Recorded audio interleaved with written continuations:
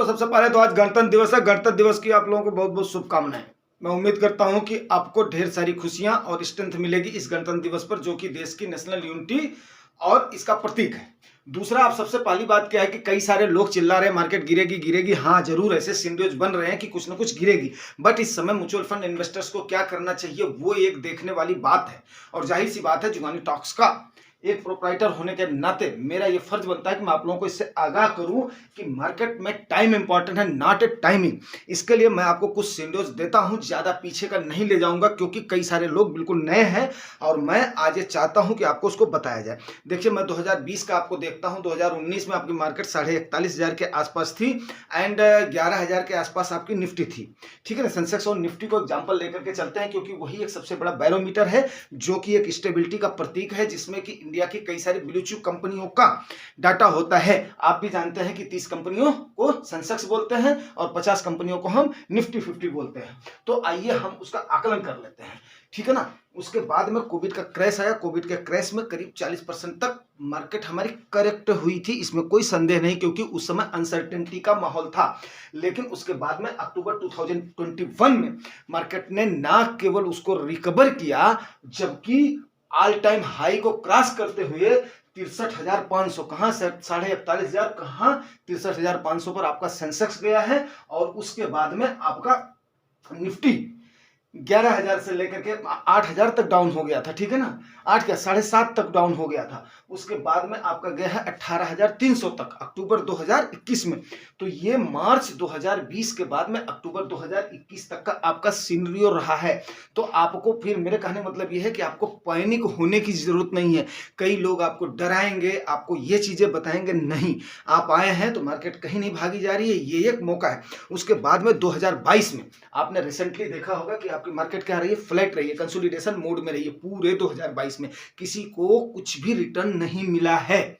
ठीक है ना, जो इन्वेस्टर्स हैं। उसके बाद में मार्च 2023 से 25 मार्च के बाद से अचानक एक टाइप का बूस्ट शुरू हुआ है और till the January first week तक, जब तक एफआईआई ने सेलिंग नहीं करी है, तब तक ने मार्केट में 50 से 70% तक डिफरेंट कैटेगरीज की बात कर रहा हूं।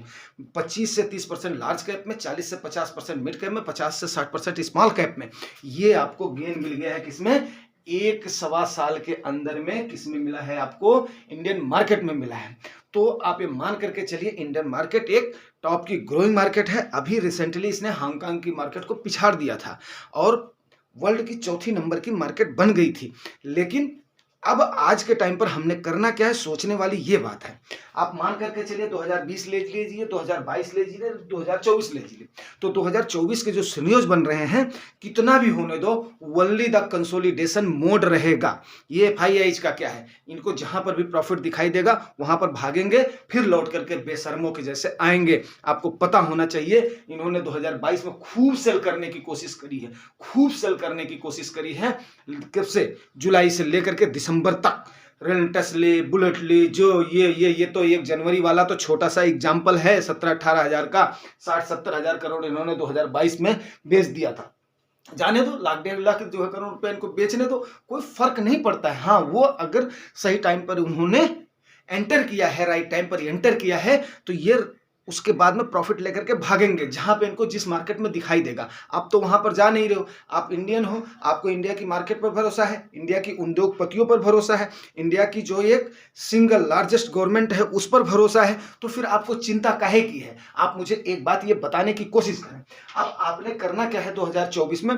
2024 में एक साथ एक मुश्त सारा पैसा नहीं लगाना है। अगर सिनेरियोज ऐसे ही चलते रहे, मार्केट थोड़ी सी अप होती, थोड़ी सी डाउन होती, थोड़ी सी अप होती, थोड़ी सी डाउन होती है, तो अगर नीचे का पेदा हिट कर रही है, तो आपको भी पता है, मैंने ये बताया हुआ है आपको कि जिस तरफ चोट पड़ती है ना, अगर रेजिस्टेंस की तरफ सब चोट पड़ती है तो मार्केट समझो आपकी तरफ जाएगी। अगर आपके सपोर्ट की तरफ बार बार चोट पड़ रही है तो मार्केट समझ लो आपकी नीचे की तरफ जाएगी। तो अगर आप वहां पर नीचे की तरफ में भी खरीद रहे हो, कोई ऐसी बात नहीं। अगर आप टाइम दे रहे हो तो टाइम, मैंने क्या बताया है, टाइम इंपॉर्टेंट है, टाइमिंग इंपॉर्टेंट नहीं है। सपोज करो 1% 2% किसी ने ज़्यादा ले लिया, जहाँ पर 17% 18% 20% 25% की बात है, वहाँ पर आपको क्या चिंता करने की ज़रूरत है। आप तो लंबे टेन्योर के लिए आए हो, आपका एक गोल है, आपने एक टाइम का माइंड सेट करके आए हो, फिर आप क्यों डर रहे हो? डरने वाली कोई बात नहीं, लोगों को बोलने दो।